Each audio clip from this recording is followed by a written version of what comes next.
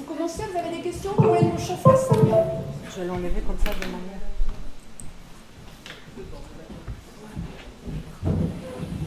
Ah bah ça déborde, hein. Bon, alors moi j'en ai eu pour démarrer, pour chauffer, hein. Mais pas encore pour toi, mais pour les deux premières interventions, parce que j'ai été frappée par... alors sur la question des femmes, d'ailleurs on aurait pu poursuivre encore avec les femmes, Oui, même s'il y a eu oui, des bien hommes sûr. aussi qui ont été victimes évidemment. La thématique de la sauvegarde de la famille, elle intervient d'une part dans le travail de Céline, mais appropriée par les mouvements masculinistes, et aussi dans le discours des femmes des écoféministes, dans leur discours contre le nucléaire.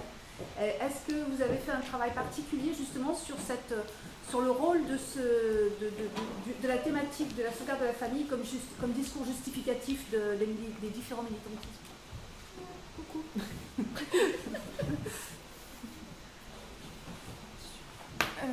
Je ne sais pas si c'est allumé, je n'ai pas l'impression. Mais là, vous avez aussi... Ah ouais, ok. Peut-être que celui-ci, c'est pour la salle, ces années. Moi, je m'étais posé la question justement au niveau de la réalisation de mes entretiens, de mettre la question de la transmission des archives dans les cercles familiaux. Parce que dans certains cas, en fait, les enfants n'ont pas envie, en fait, sont souvent, de ce que j'ai cru comprendre et de ce que j'ai eu comme retour d'entretien, mais où j'ai pas forcément posé cette question-là, les enfants sont un peu en rejet du militantisme de leurs parents et de ce fait ne souhaitent pas conserver des traces, des archives, des objets qui ont une charge militante autre que la charge familiale et affective. Et c'est quelque chose que j'ai du coup revu dans ma grille d'entretien et que je souhaite vraiment interroger, enfin mettre aussi dedans. Et l'autre élément, c'est interroger les enfants. Notamment parce que dans le cas de Solange Fernex, elle est décédée, son mari est décédé. Donc c'est un peu le dernier moyen que je pourrais avoir. Il y a une tension parce qu'en fait dans le discours on milite pour transmettre aux enfants un monde meilleur, etc. Et en fait eux ils s'en fichent un peu.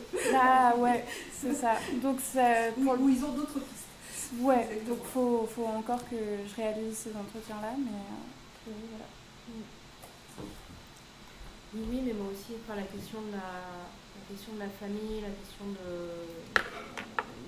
en fait, moi, le fil d'Ariane de mes recherches, il marche ou pas? Non, ça marche pas. C'est pas grave, je vais parler un peu plus fort, on m'entend bien. Moi, le fil d'Ariane de mes recherches, c'est la question de l'intime dans la sphère publique et effectivement, la question de la structure familiale et de la fonction politique aussi de la structure familiale. Donc en ce qui concerne les mouvements masculinistes, moi ils m'ont d'abord intéressée parce que on avait bien identifié dans le champ, dans les objets rattachés aux sciences politiques, la façon dont l'extrême droite pouvait se consolider avec des thématiques publiques, mais il me semblait qu'on avait un peu moins exploré la façon dont l'extrême droite pouvait se consolider sur la base de thématiques privées. Parce que justement, on garde encore avec nous, on charrie encore avec nous cette notion que ce qui est privé, au fond, ça a moins d'impact sur le discours public. Voilà. Et puis du coup, il y avait cette idée aussi de s'inscrire dans les théories de la justice, tout en les dépassant aussi, en allant vers quelque chose qui renvoie plus aux théories du care, à l'éthique du care. Voilà. Donc clairement, la notion de famille, elle va venir travailler tout ça. Hein. Elle contient, c'est un contenant très puissant socialement. Et politiquement, et en politique internationale, hein, parce que oui, comme étant à nos amis. Il a remis, le terme m'échappe là, mais il a remis, il a réinstauré le concours de la bonne mère. Oui. Voilà, 8, c'est ça, 8 par femme.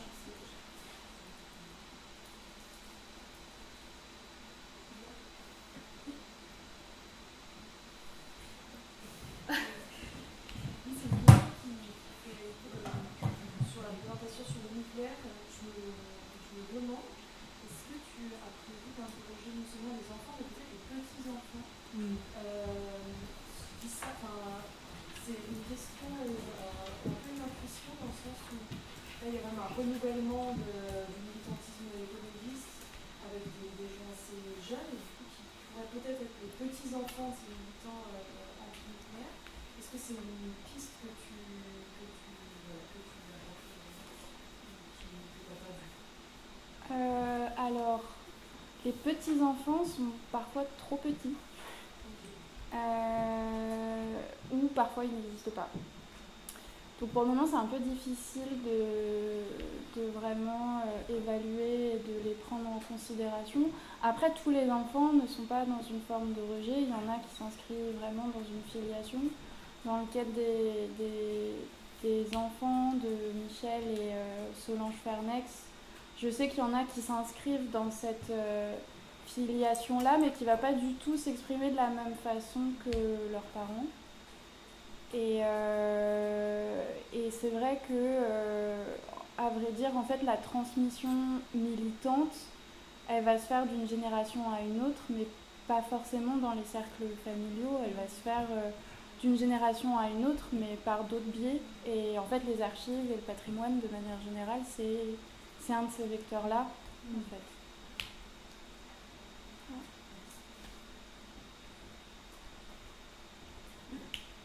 Question pour Eleni, très intéressante sur la question de l'actualisation de l'archive. Je me demandais, est-ce qu'il y a une co-construction avec des acteurs qui ont vécu l'événement, qui sont des témoignages, ou c'est quelque chose de commenté?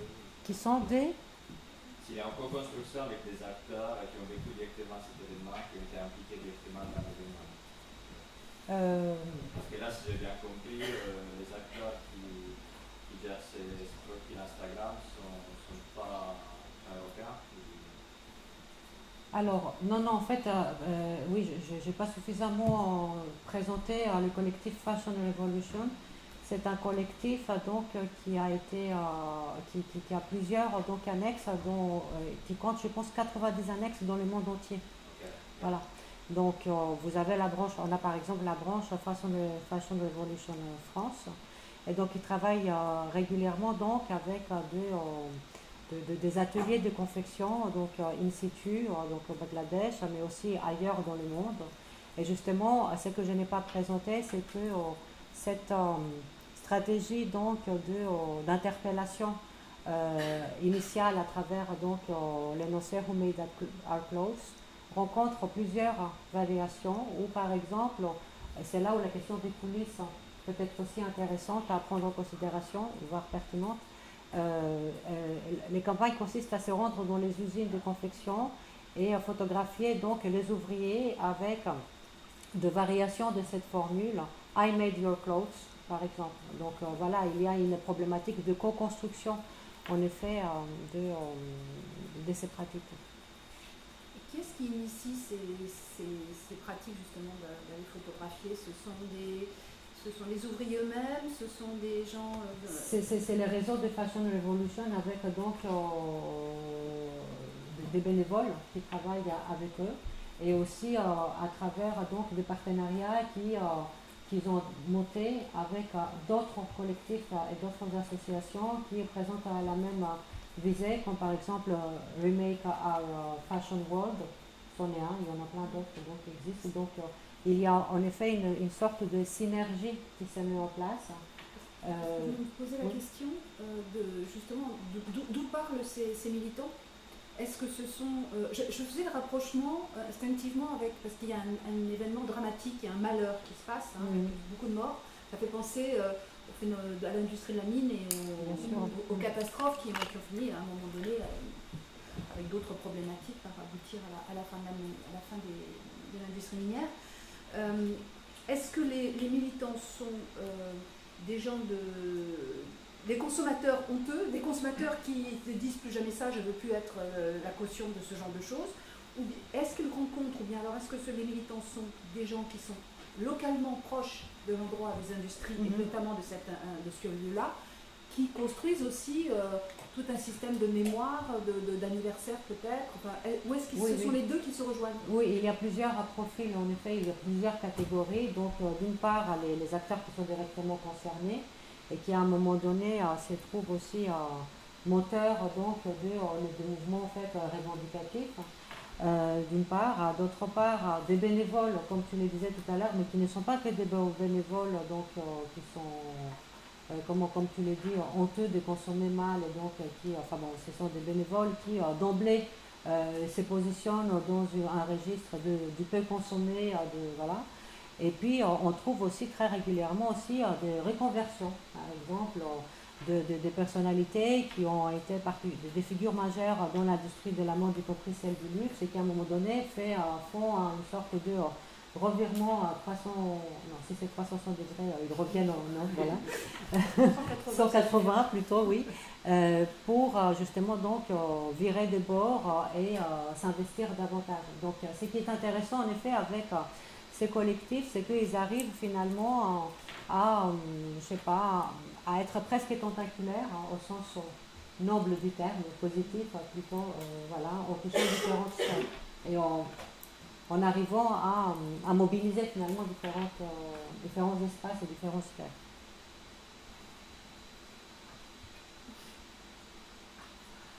Recommencer qu'on voit le premier qui... Je crois que c'est Lucas qui a dégainé oui, le premier. D'abord vous et après Jeanne.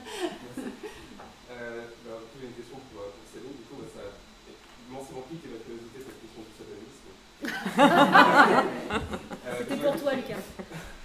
Je remarque aussi, en tout cas dans les cercles d'observe autour de la psychophobie, dans l'antipalétisme, etc. Aussi, c'est un peu cet effort de faire rentrer des forces occultes dans la controverse. C'est-à-dire voilà. En fait, je me disais, moi, ce que j'ai pu observer, c'est que ça devient petit à petit une forme d'argument pour condamner la technologie et son entreprise de désenchantement du monde. Et cette idée, en fait, de dire, finalement, peut-être que le mal nous provient des réseaux, et en fait, par une sorte de force occulte, magique, finit par favoriser en fait, un discours féministe. Et donc, je ne sais pas si, dans tes observations, tu as pu voir que ce satanisme-là, c'est quoi une espèce de signifiant flottant qui était rattaché à une critique de la technologie, ou alors c'est...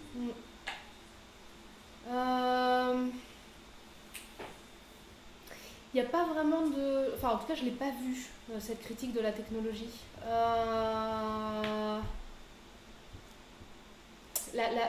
Au contraire, les réseaux sociaux ou les forums, qui restent très actifs et très... Voilà, ça reste des plateformes très, très utilisées, sont plutôt valorisés comme étant des contre-arènes discursives, dirait Fraser.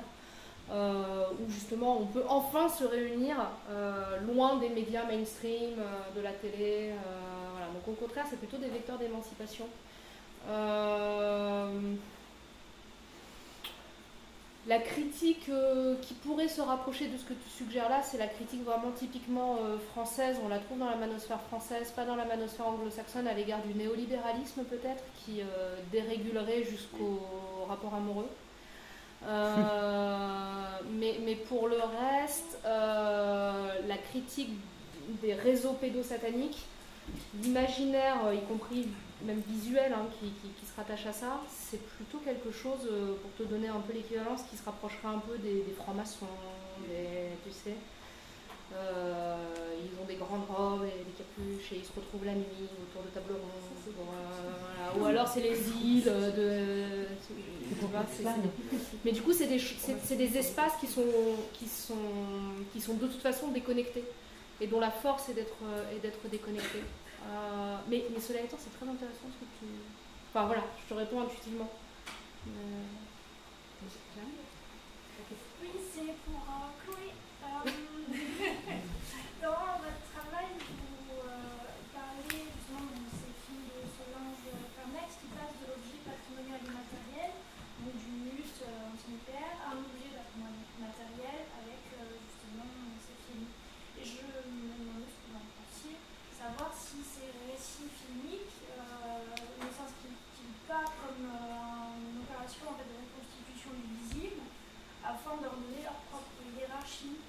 la visibilité au sein de la société et une façon en fait de déplacer les relations de pouvoir. Et plus largement, est-ce qu'on n'est pas initialement dans une invisibilité au sens social qui tend d'être dépassée en fait par une visibilité médiatisée et donc un acte de reconnaissance de cette lutte et plus largement aussi de la présence de figures militantes féminines. C'est vrai que la question de la transposition du matériel à l'immatériel, dans le cadre des archives, pour moi, je pense qu'il y a vraiment quelque chose de réinversion, un peu de rapport de pouvoir.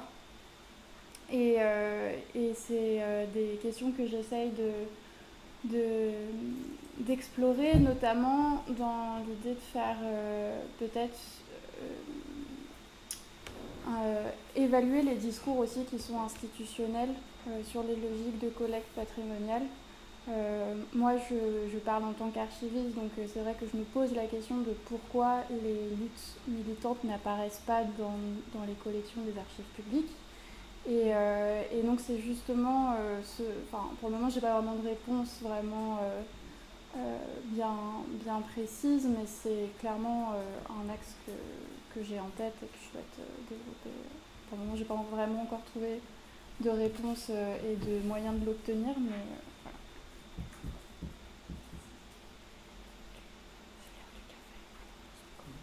Encore une question pour Oui. du coup, je m'interrogeais sur la trajectoire qui mène ces femmes à être réalisatrices, caméraman de ces événements, de ces mouvements sociaux. Est-ce que vous avez le sentiment que c'est un rôle un peu subalterne qu'elles ont pris parce qu'il était délaissé par souvent les hommes qui sont plus présents dans une mobilisation, comme on sait qu'un certain nombre de rôles de soutien à la mobilisation sont traditionnellement dévolus aux femmes, ou est-ce que vous avez le sentiment qu'elles ont pris ce rôle comme une forme de pouvoir? Est-ce que c'est un rôle qui était choisi, ou est-ce que c'est un rôle qui était un peu pris parce qu'il fallait faire quelque chose? Je pense que ça dépend des cas de figure. Dans le cas de Solange Fernex, elle était très très active. Et c'est plus quelque chose qu'elle faisait en tant que hobby. Donc c'était vraiment pas un espace qu'elle souhaitait investir spécialement parce qu'elle en manquait quelque part en fait.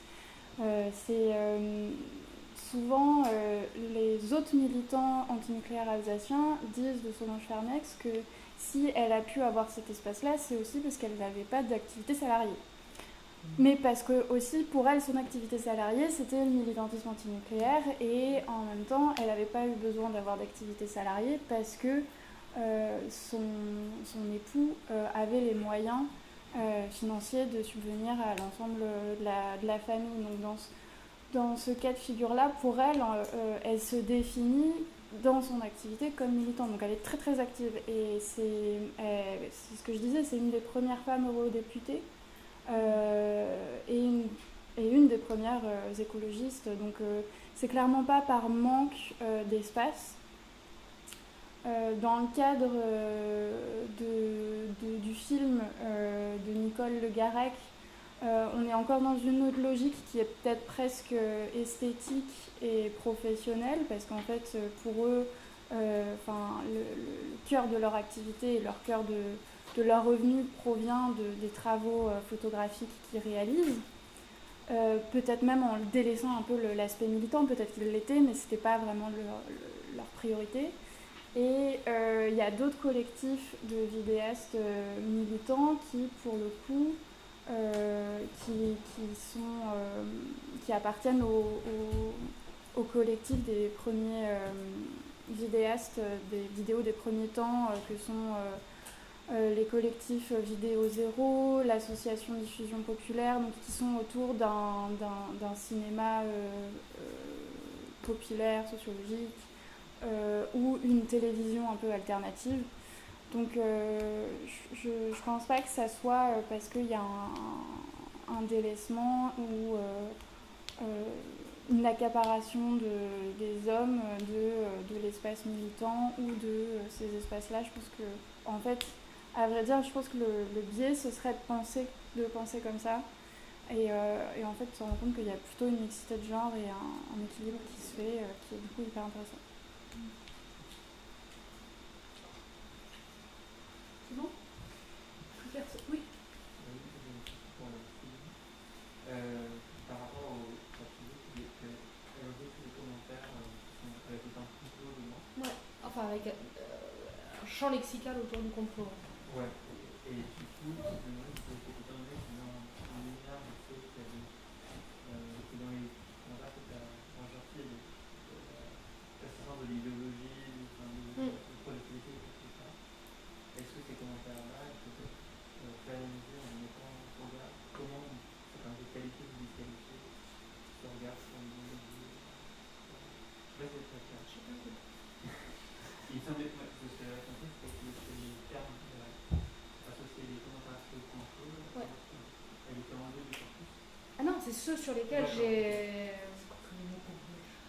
C'est juste le mot complot que j'ai retiré. Mais il aurait qualifié ou disqualifié. Ah, parce que le mot complot lui-même, oui, d'accord, ok. Oui, parce que tout le mot complot lui-même était repris de façon très réflexive en fait par les utilisateurs. Donc soit de façon défensive, on peut pas le dire parce qu'on passe pour un complotiste, soit en injure ou en attaque. De toute façon, t'es un complotiste. Donc paradoxalement, alors même que j'étais un peu déstabilisée par le problème technique, donc du coup j'ai un peu zappé le fait d'expliquer que le champ du complot et la thématique du complot permettaient d'explorer les régimes de l'implicite et de l'explicite. C'est après qu'il fallait retirer paradoxalement le mot complot qui était trop galvaudé et qui finalement disait tout sauf le complot. Ça devient un mot dans les échanges interpersonnels et pas du tout un signifiant politique. Ouais. C'était ça ta question? Merci beaucoup. Alors, on a 20 minutes de pause où on pourra continuer à poser des questions à nos contributrices. Il est 15h49.